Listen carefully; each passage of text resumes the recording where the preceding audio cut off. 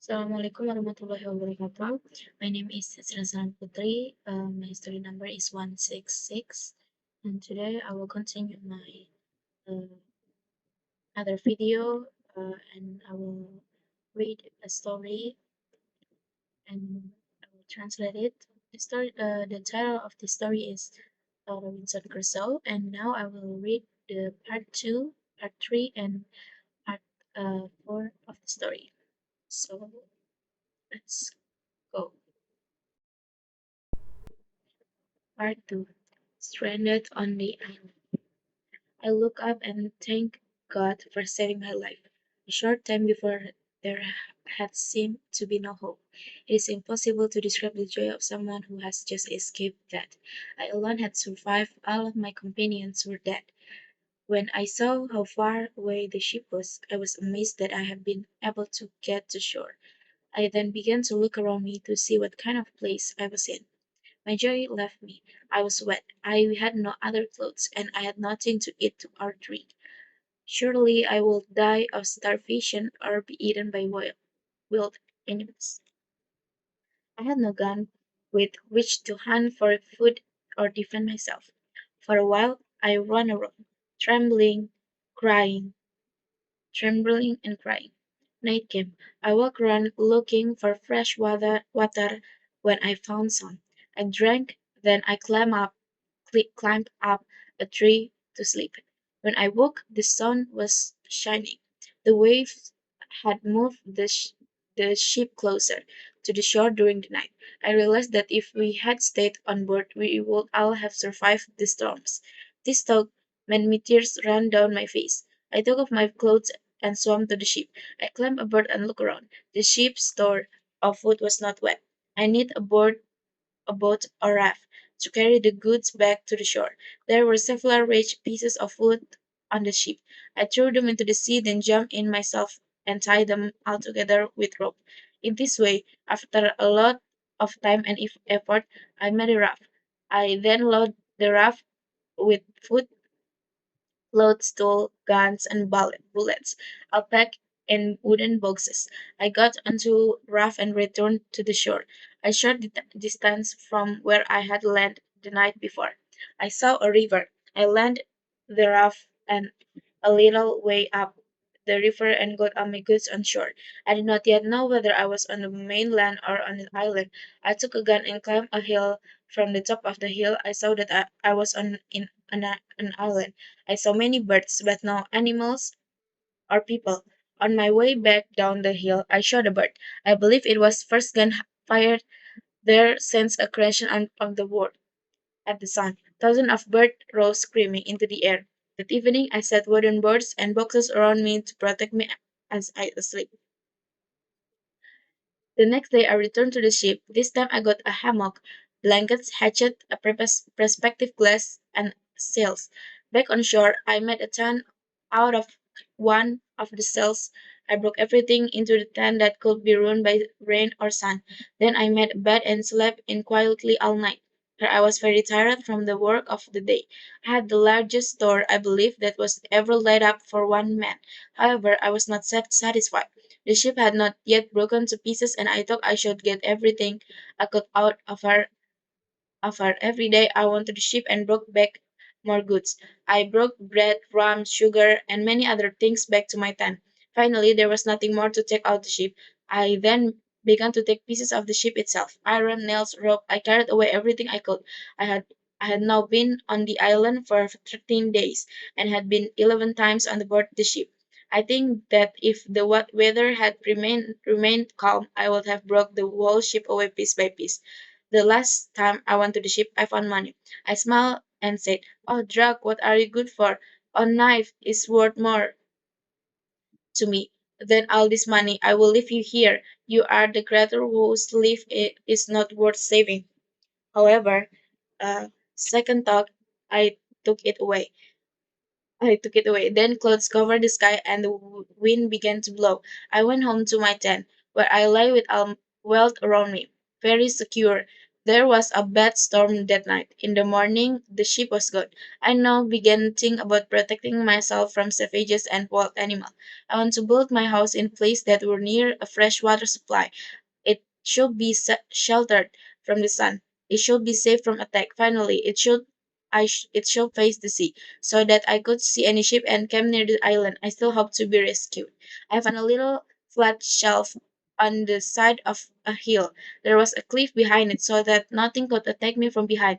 In front, the hill descended onto the beach. It was on the north side of the hill, so that it was sheltered from the sun all day. I built my tent against the cliff. Then I built a high, strong wooden fence in a semicircle around the front of my tent. I made a ladder when I was inside. I could bring the ladder in after me. In this way, neither man nor beast could enter my house. I took a lot of time and effort to carry all my goods inside. Then I began to dig out a cave in the cliff behind my tent, because I need a place to store my property. After a big storm, I was afraid that landing might strike my great box of gunpowder. Therefore, I made many small boxes and put the gunpowder in them. This I had in a place secure from lightning. Every day I went out hunting. There were goats on the island. I saw a she goat that had a little kid by her. This made me very sad. When I carried the dead she got to my house, the kid followed me, but it would not eat. But it would not eat. It was therefore forced to kill it and eat it. I talk about it in my situation a lot. The storm had blown the ship hundreds of miles away from the European trading routes. Therefore, I thought it was God's will that I should spend the rest of my life on this miserable island. I often ask myself why God chose to ruin his creators. It seems hardly rational to be thankful for such a life. Then one day, when I was walking on the beach with my gun, I thought, certainly you are miserable, but what happened to the others? You are alone were fortunate enough to survive. It is better to be on this island or the bottom of the sea. Then I thought how well equipped I was to survive on the island. What would have happened to me if the ship had not been blown closer to shore? That happy chance allowed me to take all these things from the ship. How would I have lived without guns and bullets, tools and clothes? I was afraid that I would forget what day it was. I might even forget the Sabbath. Therefore, I planned a great wooden cross to the beach and on it carved this word with knife. It came to this. It came to shore and on the 30th of September, 1659. Upon the sides of the posts, I made a small cut with knife every day, a longer cut every Sunday, and even longer cut for the first day on every month. I forgot to say before that among the biggest thing I took from the ship were some Catholic prayers books, mm, and three Bibles.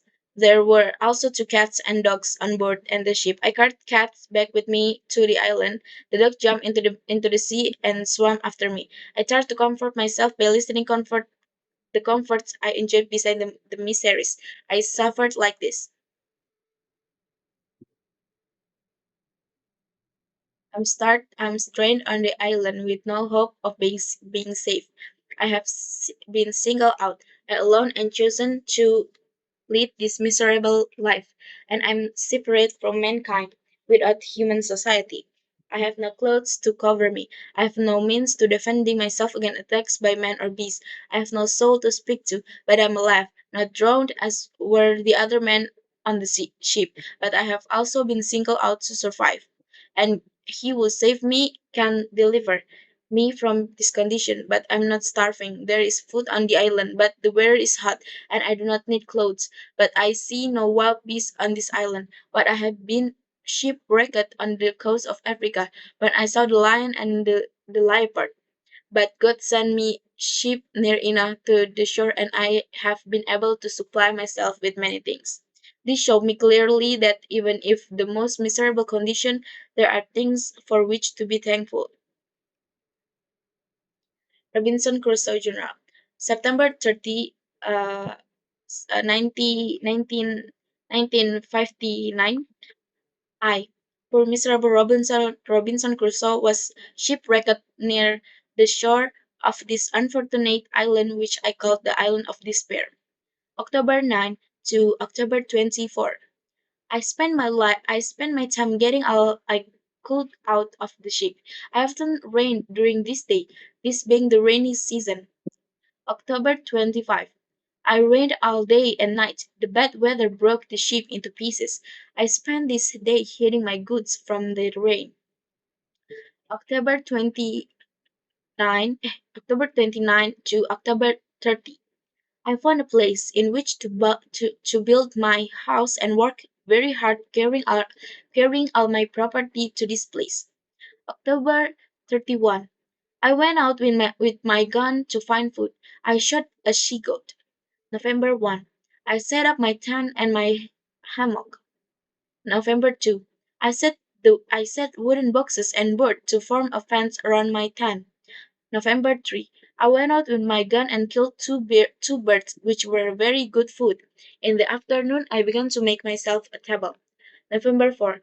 This morning, I began to plan my time. Every morning after this, I walk out with my gun for 2 or 3 hours.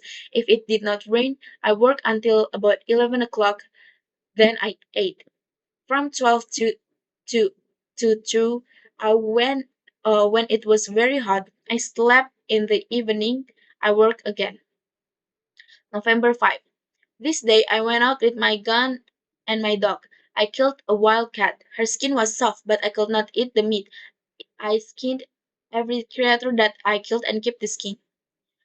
November 6. I finished my table but was not satisfied with it.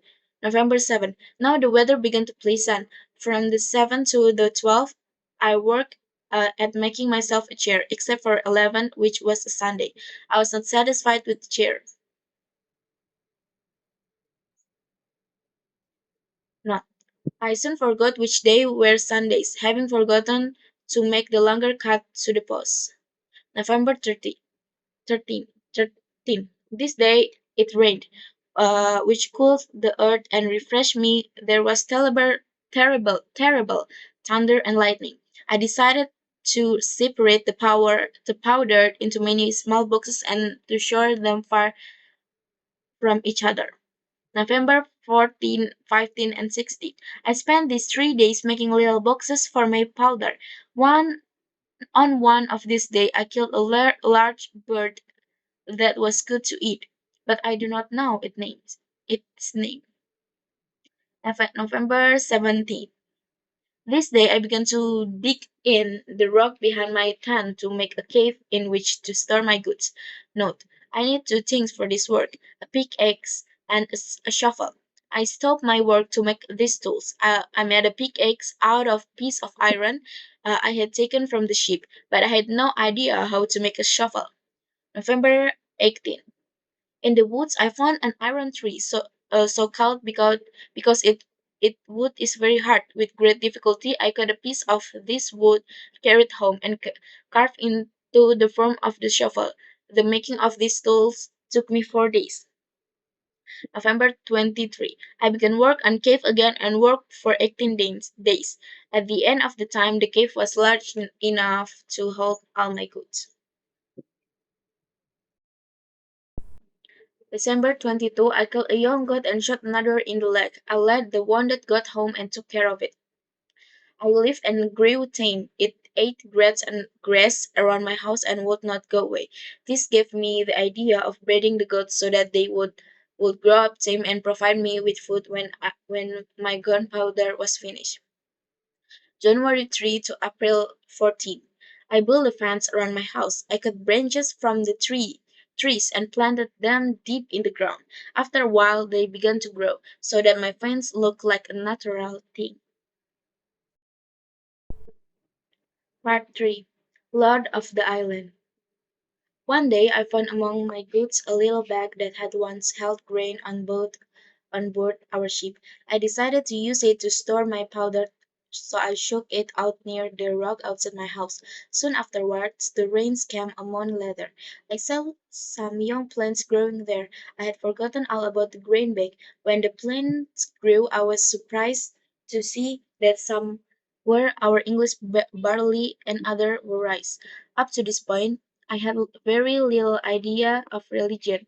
I thought of everything that happened to me as a chance. When I saw English barley growing there, I thought it was a miracle. God had made it grow there to comfort me. This talk brought tears to my eyes. Then I remembered shaking out the bag in that place just before the rain came. This calmed my mind. I thought the grain had grown there by chance, and so I felt less thankful to God. But I should have been thankful anyway, because the chance of grain growing there was very small. By chance, 10 of 12 grains of barley and rice had remained in the bottom of the bag. By chance I had shaken out the bag in the shade of the rock, where I was protected from the sun and carefully shaved the ground to plant again, hoping to grow enough to supply me with bread. I finished my ladder. With this I could climb over the fence. The fence was now thick and high. From outside the house could not be seen. At last I was safe from attack by man or beast. The next day the earth came falling down from the roof of my cave and the hill above it. I thought that my cave was falling in as it had done before. I climbed the fence for fear of being buried alive. Once outside, I realized that it was an earthquake. I was terrified. I was terrified that the hill will fall upon my tent and bury all my goods. I sat on the ground, feeling miserable. The wind rose. That was great storm. It lasted about 3 hours. At that time I sat on the ground terrified and miserable, but I never had one serious religion talk. 2 hours later the air and sea were calm, and it began to rain. I realized that the storm had been the result of the earthquake, and that the earthquake was not over. I went in and sat at in my tent. On the beach at other side of the island I found a large turtle. I had never seen one before, but I soon discovered that there was many on the other side of the island. I fell ill and began shivering. June 20, June 10, June 20, I did not sleep all night because of the fever. June 29th, I was terrified by my illness and had no one to help me. I prayed to God for the first time since the storm on the sea by Hull. I could not think clearly. For several days, I lay shivering with fever. June 26th, I woke up feeling better. Having no food, I took my gun and killed the goat. I found it very difficult to carry the goat home because I was weak from my illness. June 27, I fell ill again and lay in bed all day without food or drink. I tried to pray to God, but all I could say was, Lord, have mercy upon me over and over again. I fell asleep and had a terrible dream. I dreamed I dreamed I was sitting on the ground outside my house. I saw a man descend from the sky. He was clothed in fire and held a spear in his hand. When he landed on the ground before me, the earth trembled. He moved towards me to kill me. Then he said, Since you do not repent, since you don't repent, now you will die. I woke terrified. Alas, I had no religious knowledge. What my father had taught me had all been forgotten in 8 years of a wicked sailor's life. My soul had been stupid. It had no desired good. It had no feared evil. Through all my misfortunes, I had never once thought that they were just punished for my sins. I had acted like an animal, wet by the passion when the rice and barley grew. I had a moment of serious religion talk, but that passed when I discovered that it was not a miracle. Now, for the first time, I began seriously to repent my sinful life. I saw my condition not as simple misfortune as the punishment of just for God. This talk brought tears to my eyes. I remember my father's word.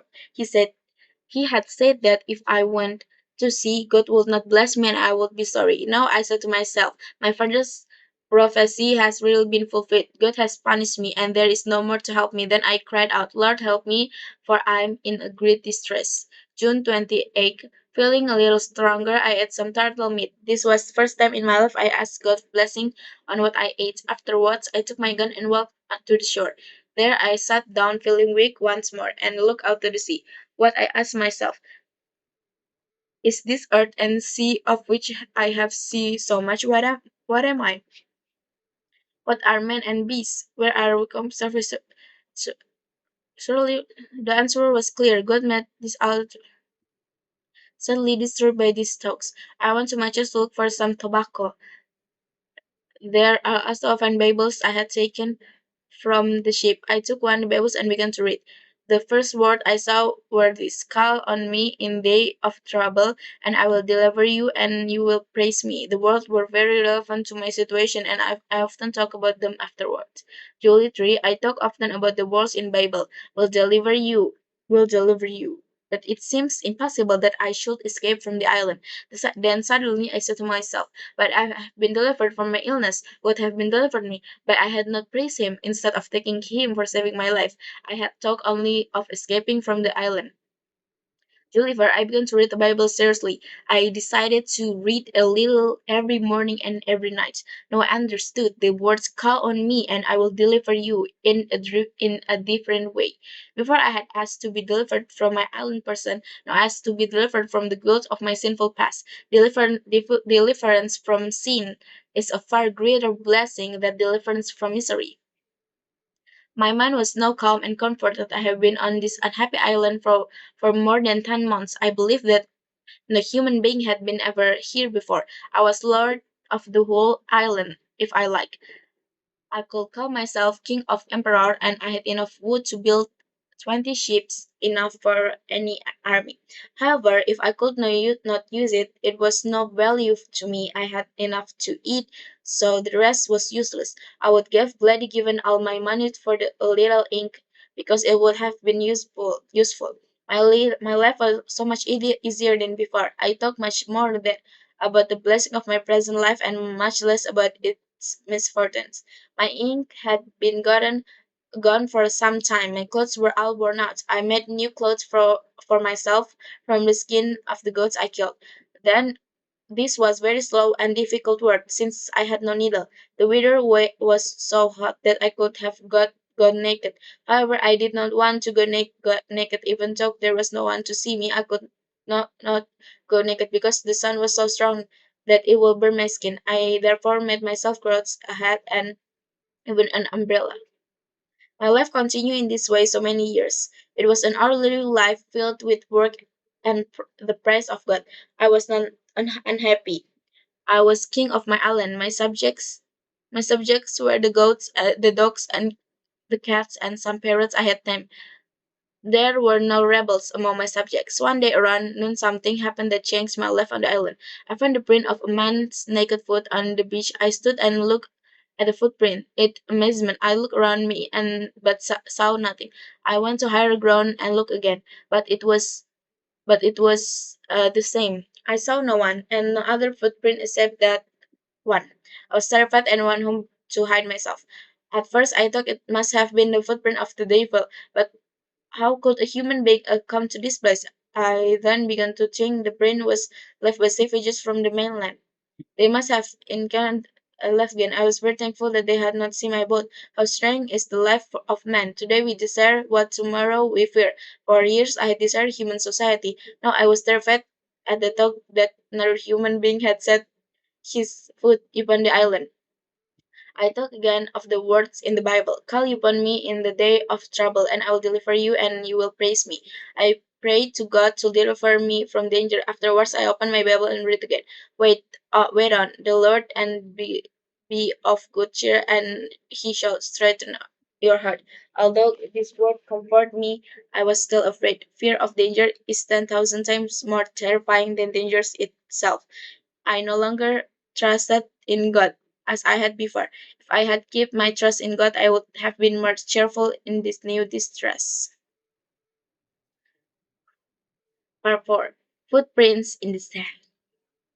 I had now been living on the island for 15 years. During all that time, I had never seen another human being. However, savages from the mainland had clearly come to the island, and they might come again. I decided to build a second fence around my house and plant trees outside it, so that no one could enter. In 6 years, I had a thick wood around my house. About 2 years after I saw the footprint, I thought saw a boat in the distance of the western part of the island. Perhaps the savages from the mainland often came to that side of the island. Perhaps God had guided me to eastern side, where the savages never came.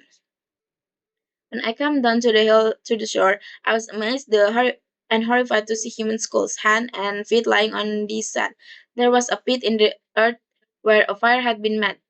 There There, the savages had met their inhuman feast, eating the bodies of their fellow men. I turned away from this terrible sight. I felt sick and vomited. Then I ran back to my house. My eyes were full of tears. I thanked God that I had been born a civilized man, quite different from these savages. I thanked Him for the comfort He had sent me in my distress. I thought I was probably safe from the savages. I had been on the island for 18 years and I had never met them. I could live there safely 18 more years if I did not choose to show myself to them. For 2 years after this, I stayed close to my house. Then I began to go the island as before, but more cautionally. I did not fire my gun for fear that the savages should hear the shot. Fortunately, I had my tame goats that could kill them for meat without using my gun. I began to think night and day of killing some of these savages. Perhaps I should rescue their victim. I was horrified by their inhuman feasting. I was full of anger towards them. Sometimes I thought of burning 5 or 6 pounds of gunpowder under the place where they made their fire. When they lit the fire, the gunpowder will explode and kill them, but I did not want to use so much gunpowder, since I have very little left. Then I thought of waiting for them, hidden from sight with my guns loaded. In the middle of their body fleas, I would shoot them and I would be sure to kill many. Then I then I would run at them with my pistol and sword even if there were 20 of them. I was sure I would kill them all. This idea pleased me very much. I talked about it so much and I began to dream about it. Every day for 2 or 3 months I walked to the western side on the island and looked out to sea. All this time I was willing and eager to do an outrageous act. I was ready to kill 20 or 30 naked savages. I had not given any thought of this scene. I've never asked myself if it was right or wrong. I was fired by my hearted of their unnatural customs. When I became tired of watching out for them every day, I began to question my plan. God had left them live unpunished for ages, and what had these people ever done to me? They did not think it was sin to kill a prisoner and eat his flesh. Then I thought this custom was inhuman. It was really nothing to me. These people had done me no harm. If they attacked me, then I might have the right to kill them. At present, I was at no risk, and therefore I had no right to kill them. If I did so, I would be no better than the Spaniards who had destroyed millions of savages in America.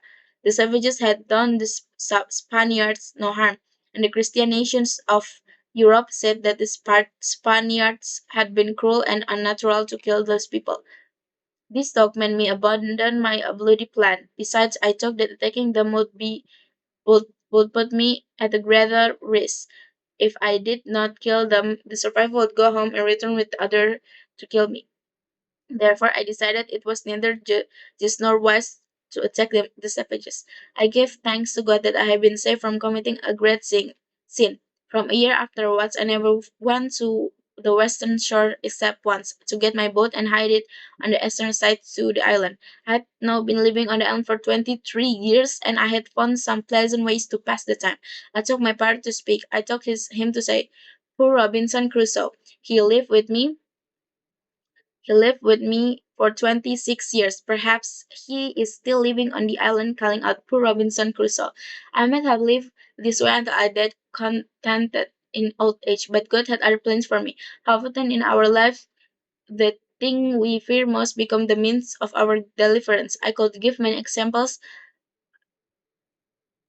of this in my strange life. However, the best example in that of my last years on the island, it was December of my 23rd year. I went out early on morning when it was still dark. Suddenly I saw a fire on the shore about 2 miles away. I went back to my house and pulled the ladder up after me. I loaded all my guns and prayed to God to protect me. After about 2 hours, I wanted to know what was happening outside. I climbed the hill behind my house and lay down in the grass and looked toward the shore with my respective glass. Then I saw 9 naked savages sitting around a small fire. They had 2 canoes with them. Some hours later, they got into their canoes and left the island. As soon as they were gone, I took my guns and went to the western shore. I saw that there had been 3 more canoes at that place, looking out to sea. I saw them rowing back to the mainland. Going down to the shore, I saw the remains of their unnatural feast, the blood, the bones, and the part of human bodies. I was so filled with anger at this sight that I began again to think about destroying the next savages who came here. It was more than 15 months before they returned to the island. During all this time, I was in a murderous state of mind. I did not think that if I killed these savages, I would have to also kill the next one who come, and the next, and the next. In the end, I was so much more as they were, and perhaps much more so. On the 16th of May, in my 24th year on the island, there was a terrible storm. I was reading the Bible and thinking about my condition. Suddenly, I heard the sound of the gun out of sea. I left the house and ran up to the top of the hill. There I was. I saw a flash of fire and heard the sound of the gun again. It must be a ship in distress, I thought, firing her guns to call for help. I could not help them, but I thought that they may help me. Therefore, I built a fire on the hilltop. It was sure that people in the ship had seen my fire because as soon as I lit it, the fire and the gun again. The next morning, I saw the ship was wrecked. Perhaps the people on the boat were all dead, or perhaps they had escaped in the boat and when blown away from the island towards the open sea. If so, they would die of starvation. Even now, they might be thinking of eating one another.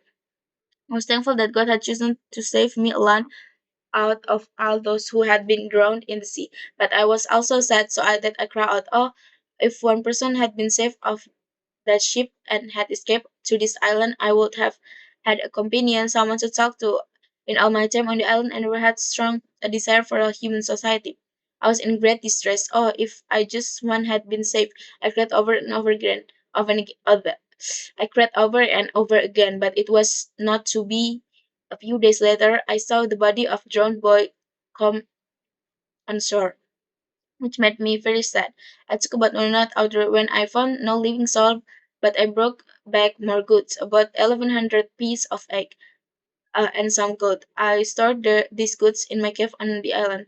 For the next 2 years, I lived quietly and cautiously on the island. Yet all the time I was imagining way to escape. Thus once again I was example of the common weakness of mankind. uh, we are never satisfied with what God given us, and this make us miserable. I stayed with him in the cave all that night. The next morning we went out. We came to the place where we had buried the two men. Friday made sense to me that we should dig them up and eat them. I made signs of vomiting and let him know how much I hate the idea. I then led him to the top of the hill to see if his enemy were still on the island. The savages and their canoes were gone. We went down to the place where they had been. I was horrified at the sight, but Friday did not seem disturbed by it. The place was covered with human bones and blood. I saw 3 skulls, 5 hands, and the bones of 3 or 4 legs and feet. I made Frederick put the skull and bones into the pile and burn them. I could see that he still wished to eat some of the flesh. When we had done this, we went back to our house. I made clothes for Friday. Then I built a tent for him between the first fence and the second. Thus Friday could not attack me during the night. But there was no need. Freddy was the most faithful, loving, and sincere servant. He loved me as a child loved his father. He would have given his life to save mine. God did not give all his creatures the knowledge of how best to use their capacities. However, he gave all mankind the same reason, sentiments, and patience. It made me too sad to think that God had hidden the saving knowledge from so many millions of souls. Someone like Friday will use that knowledge better than many white men. Okay, so now we will read translate the Indonesian translate of the story.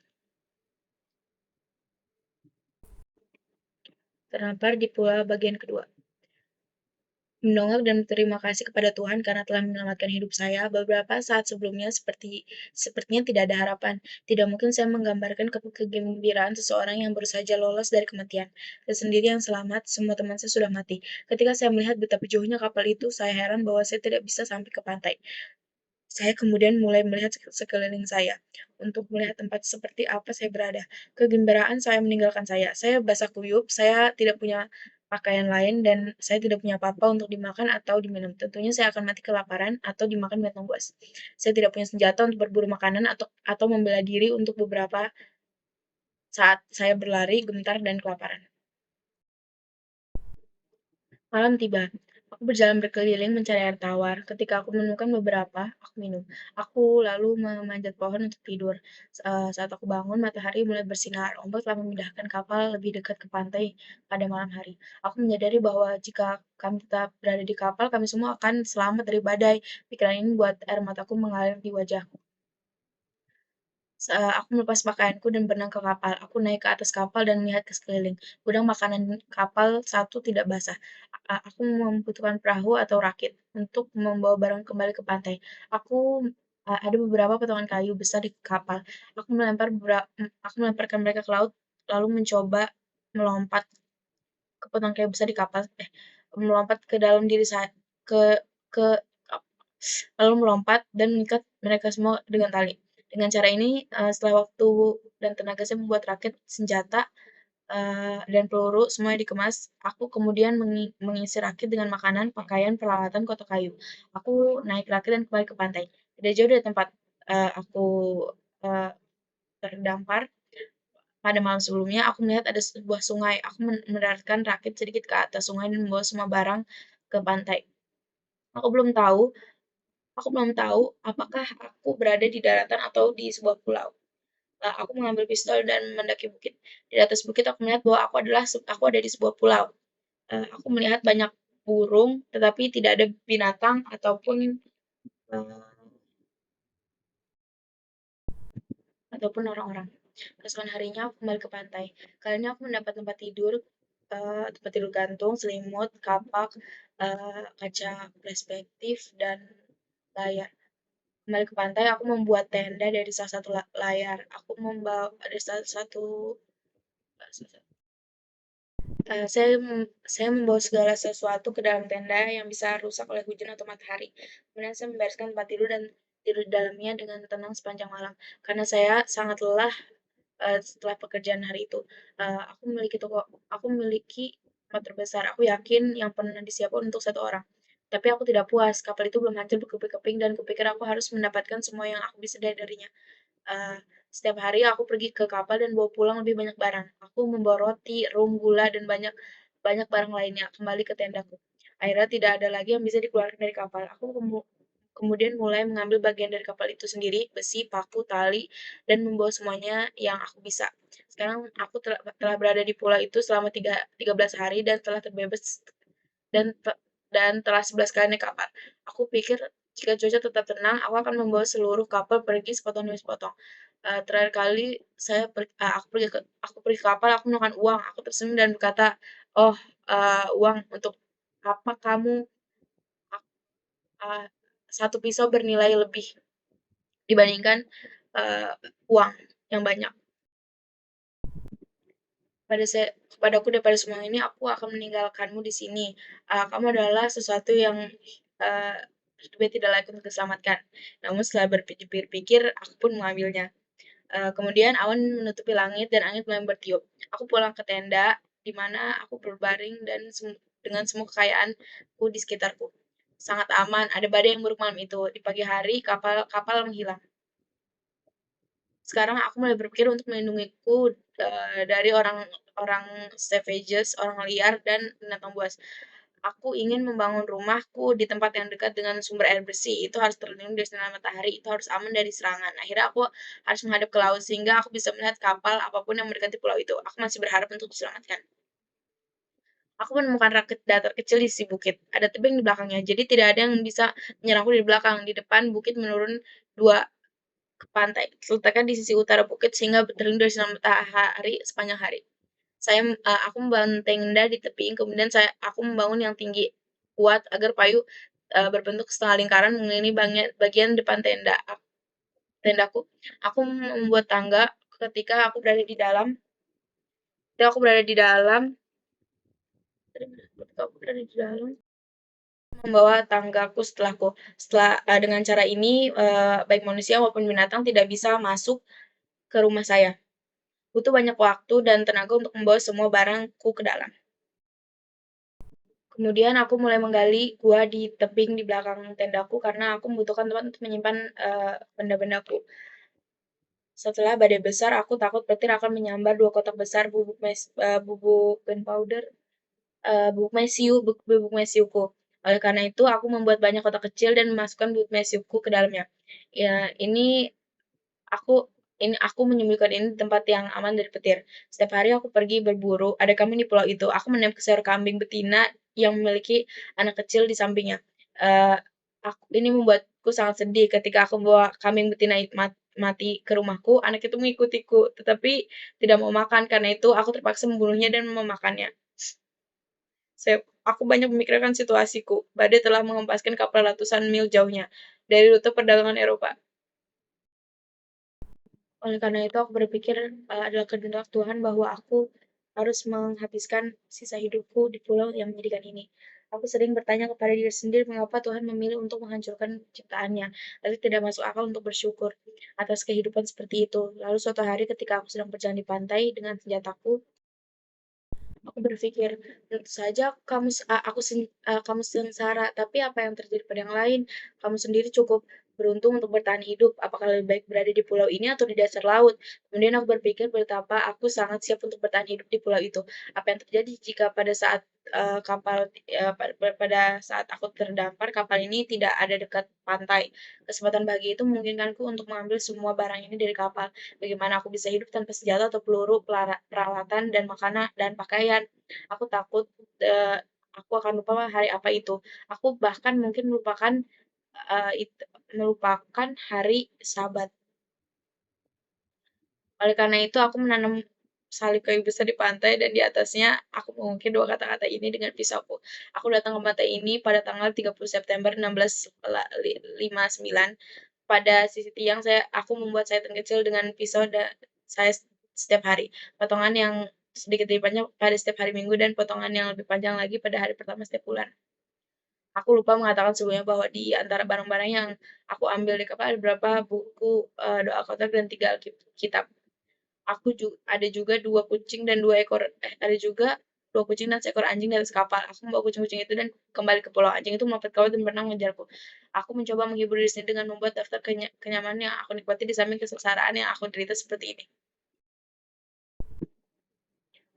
Eee, tapi aku tidak hidup, tidak tenggelam. Begitu pula orang-orang lain di kapal itu. Tapi aku juga telah dipilih selamat dan dia yang menyelamatkanku adalah dapat membebaskanku dari kondisi ini. Tapi aku tidak kelaparan, ada makanan di pulau itu. Aku terdampar di sebuah pulau dengan tidak ada harapan untuk diselamatkan. Aku tak dipilih, aku sendirian dipilih untuk menjalani hidup yang menyedihkan ini. Aku terpisah dari manusia, terpisah tanpa masyarakat manusia, tapi, dan aku tidak punya pakaian untuk menutupiku. Tapi cuaca cua da tos cuacana cuaca cuacanya sangat panas dan aku tidak butuh pakaian.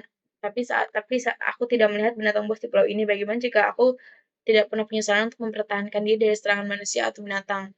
Kadang di pantai Afrika di mana aku melihat singa dan macan tutul. Aku tidak punya jiwa untuk diajak bicara, tapi Tuhan mengirimkan kapal itu cukup dekat ke pantai sehingga aku dapat memenuhi kebutuhanku sendiri dengan banyak hal. Ini menunjukkan padaku dengan jelas bahwa bahkan yang paling saat ada kondisi adalah hal-hal yang patut disyukuri. Aku Robinson Crusoe yang malang 30 September 1659 aku Robinson Crusoe yang malam karam di dekat pantai Pulau Malang ini yang aku sebut Pulau Keputusasaan. 1 Oktober hingga 24 Oktober aku menghabiskan waktuku untuk mengeluarkan semua yang aku bisa dari kapal. Sering hujan sama sehari-hari ini adalah hujan. Ini adalah musim hujan. 25 Oktober hujan terus panjang siang dan malam. Cuaca buruk menghancurkan kapal menjadi berkeping-keping. Aku menghabiskan hari ini untuk menyembunyikan barang-barangku dari hujan. 26 Oktober sampai 30 Oktober aku menemukan tempat aku menemukan tempat aku menemukan tem aku menemukan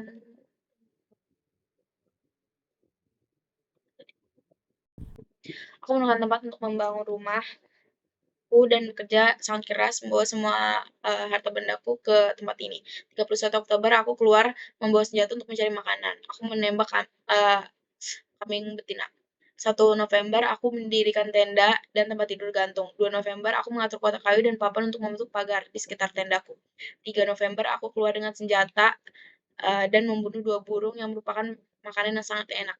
Sore hari aku mulai membuat meja sendiri. 4 November pagi ini aku mulai merencanakan waktuku. Setiap pagi setelah itu aku berjalan keluar dengan senjata selama 2 jam atau 3 jam. Jika tidak hujan, aku bekerja hingga jam 12. Lalu aku makan dari pukul 12 sampai 2 saat cuaca sangat panas, aku tidur. Sore harinya aku bekerja lagi.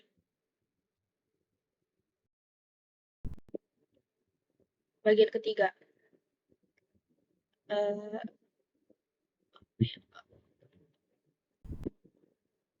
penguasa pulau. Suatu hari, aku menemukan di antara barang-barangku sebuah tas kecil yang pernah menampung biji-bijian di atas kapal kami. Aku memutuskan untuk menggunakannya untuk menyimpan eh, benda benda apa menyimpan Bubuk Mesiku. Jadi saya akan mengocoknya di dekat batu di luar rumahku. Dalam kemudian hujan datang. Sebelum kemudian aku melihat beberapa tanaman muda tumbuh di sana. Aku sudah lupa semua tentang tas gandum. Ketika tanaman tumbuh, aku terkejut melihat bahwa beberapa adalah jelai Inggris ya kami dan yang lainnya adalah beras. Sampai saat ini aku memiliki sedikit kegagalan tentang agama. Aku menganggap semua yang terjadi pada aku adalah sebuah kebetulan. Ketika saya melihat jelai Inggris tumbuh di sana, saya berpikir itu adalah keajaiban. Tuhan telah membuatnya tumbuh di sana untuk menghiburku. Pikiran ini membuatku menangis. Kemudian aku ingat mengocok tas di atas tempat itu tepat sebelum hujan turun. Ini menenangkan pikiranku. Kemudian biji-bijian tumbuh itu di sana tumbuh secara kebetulan, tapi aku merasa kurang bersyukur pada Tuhan. Tapi seharusnya aku bersyukur karena peluang tumbuhnya biji-bijian di sana sangat kecil, sehingga kebetulan 10 atau 12 butir jelai yang beras tanah dasar tas kemudian telah mengucang tas di bawah naungan batu, di mana terlindung dari sinar matahari. Saya dengan hati-hati menyimpan biji-bijian untuk ditanam lagi, berharap tumbuh cukup untuk memberiku roti.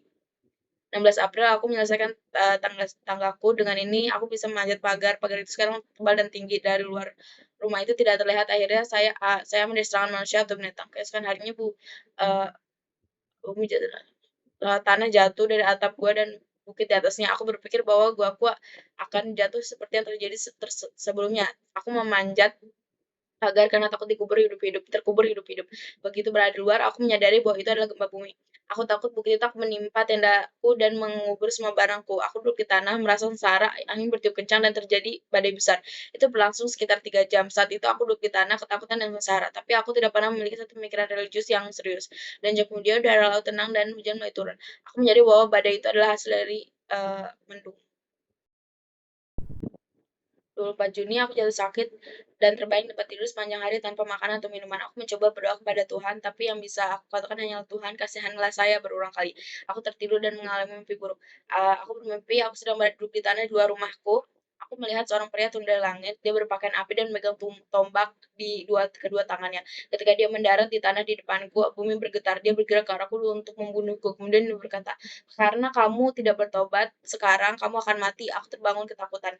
Sayang, aku tidak memiliki pengetahuan agama. Apa yang ayahku telah ajarkan kepadaku semuanya telah aku lupakan dalam 8 tahun kehidupan sebagai seorang pelaut yang jahat. Jiwaku bodoh, itu tidak menginginkan kebaikan, itu tidak takut kejahatan. Uh, Melalui semua kemalanganku, aku tidak pernah berpikir bahwa itu adalah hukuman yang adil untuk dosa-dosaku. Aku telah bertindak seperti binatang dipandu oleh hasratku. Ketika beras dan jelai tumbuh, aku memiliki momen pemikiran religius yang serius. Tapi itu berlalu ketika aku menemukan bahwa itu bukanlah keajaiban. Sekarang untuk pertama kalinya aku mulai serius bertobat dan dari kehidupanku yang penuh dosa, aku melihat kondisiku bukan sebagai kemalangan sederhana, tapi sebagai hukuman dari Tuhan yang adil. Pikiran-pikiran ini buatku menangis. Aku teringat kata-kata ayahku. Dia mengatakan itu, jika aku pergi, uh, jika aku pergi ke laut, Tuhan tidak akan memberkatiku dan aku akan menyesal. Sekarang kataku pada diriku sendiri, nubuat perkataan ayahku benar-benar telah terpenuhi, Tuhan telah menghukumku dan tidak ada yang dapat membantuku. Lalu aku berteriak, "Tuhan tolong aku, karena aku sedang dalam kesulitan besar." 28 Juni, aku merasa sedikit lebih kuat. Aku makan daging kura-kura, ini adalah pertama kali dalam hidupku aku minta berkat Tuhan atas apa yang aku makan. Setelah itu aku mengambil senjataku dan pergi ke pantai. Di sana aku duduk merasa lemah sekali dan memandang ke laut. Apa apa apa saya bertanya pada diri sendiri, bumi dan laut yang telah saya lihat begitu banyak, aku ini apa? Apa itu manusia dan binatang? Dari mana kita berasal? Tentunya kita diciptakan oleh kekuatan rahasia yang sama dalam bentuk bumi dan laut. Siapa itu? Jawabannya jelas, Tuhan membuat semuanya. Kemudian aku berpikir, jika Tuhan membuat semua ini, Dia juga harus membimbing mereka. Semua tidak ada yang bisa terjadi dalam ciptaan tanpa sepengetahuannya. Oleh karena itu dia mengetahui bahwa aku berada di sini dalam kondisi yang menyedihkan ini, dan dia menginginkan hal ini terjadi padaku. Mengapa Tuhan melakukan ini padaku? Aku bertanya pada diriku sendiri. Tapi kemudian aku ingat hidup yang sangat jahat, dan aku berkata pada diriku sendiri, mengapa kamu bertanya kepada Tuhan melakukan ini? Kenapa Tuhan melakukan ini padamu? Sebaliknya tanyakanlah, mengapa Anda tidak dibunuh sejak lama? Sedih karena terganggu oleh pikiran-pikiran ini, aku pergi ke saya untuk mengambil tembakau. Di sana aku juga menemukan Alkitab yang aku ambil saat dari kapal yang tenggelam. Pikiranku sekarang tenang dan terhibur. Aku telah berada di pulau yang tidak bahagia selama lebih dari 10 bulan. Aku percaya bahwa tidak ada manusia yang pernah datang ke sini sebelumnya. Aku adalah penguasa seluruh pulau. Jika aku suka, aku bisa menyebut diriku adalah raja atau kaisar. Aku punya kecukupan untuk membuat 20 kapal, cukup makanan untuk satu pasukan. Namun jika aku tidak dapat menggunakannya, itu tidak ada nilainya bagiku. Aku sudah cukup makan, jadi sisanya tidak berguna. Aku uh, aku dengan senang hati akan memberikan semua uangku untuk membeli sedikit tinta, karena itu akan berguna. Hidupku sekarang jauh lebih mudah dari sebelumnya. Aku lebih memikirkan tentang berkat-berkat kehidupan aku saat ini dan lebih sedikit tentang kemalangannya. Aku telah hilang selama beberapa waktu, pakaianku sudah usang semua. Aku membuat baju baru untuk diriku sendiri dan dari kulit kambing yang aku bunuh. Ini pekerjaan yang sangat lambat dan sulit karena saya tidak punya jarum, cuaca yang sangat panas sehingga saya bisa telanjang. Namun aku tidak ingin telanjang meskipun tidak ada yang melihatku, karena matahari sangat terik membakar kulitku, karena itu akan membuat sendiri pakaian, topi, dan bahkan payung.